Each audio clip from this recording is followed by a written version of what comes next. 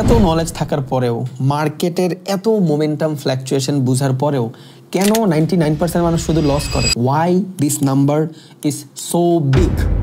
তিনটা মেজর কারণ আছে। ফার্স্ট অফ অল সেটা হইলো মার্কেটে পেশেন্সলি ওয়েট না করা। বিকজ আমি একটা স্ট্র্যাটেজি বিল্ড করলাম, আমার কনফার্মেশন এই জায়গাতে, বাট মার্কেটে এই জোনে আমি ট্রেড নিয়ে ফেললাম যাতে এই জোনটুকু আমি মিস না করি।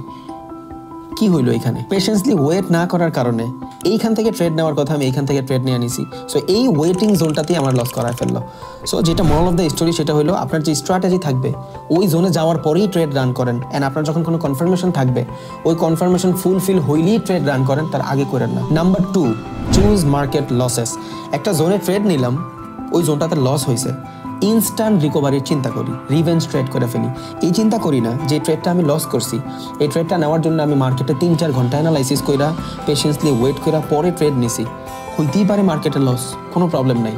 পরবর্তী ট্রেডটা যখন আপনি রিভেঞ্জ করতেছেন এইখানে কেন আমার মার্কেট লস করা হলো, প্রবলেমটা হয় কি উইদাউট অ্যানালাইসিস ট্রেড নিয়ে ফেলছেন। বাইং হয়েছে বাই ট্রেড নিচ্ছেন, সেলিং হচ্ছে সেলে ট্রেড নিচ্ছেন। ইনস্ট্যান্ট মার্কেটের লস যে হয়েছে এটা চুজ করতেছেন, ইনস্ট্যান্ট রিকভারির চিন্তা করতেছেন। এটা সব থেকে বড় প্রবলেম, এই জন্য মানুষ সব থেকে বেশি লস করে। আর এটা কিন্তু ওভার ট্রেডের সাথেও মোটামুটি মিলা যায়। 3 নম্বর যেটা কারণ সেটা কিন্তু ওভার ট্রেডিং। আপনি যখন প্রফিট করতেছেন প্রচুর পরিমাণে বুস্টিং চলে আসছে আপনার ভিতরে যে আমি তো পারি, বাট আপনি এটা ভুলে যান যে আজকে সারাদিনে আমার 3% টার্গেট ছিল, আমার ক্যাপিটালের 3% অ্যাচিভ হলে আমি চলে যাব।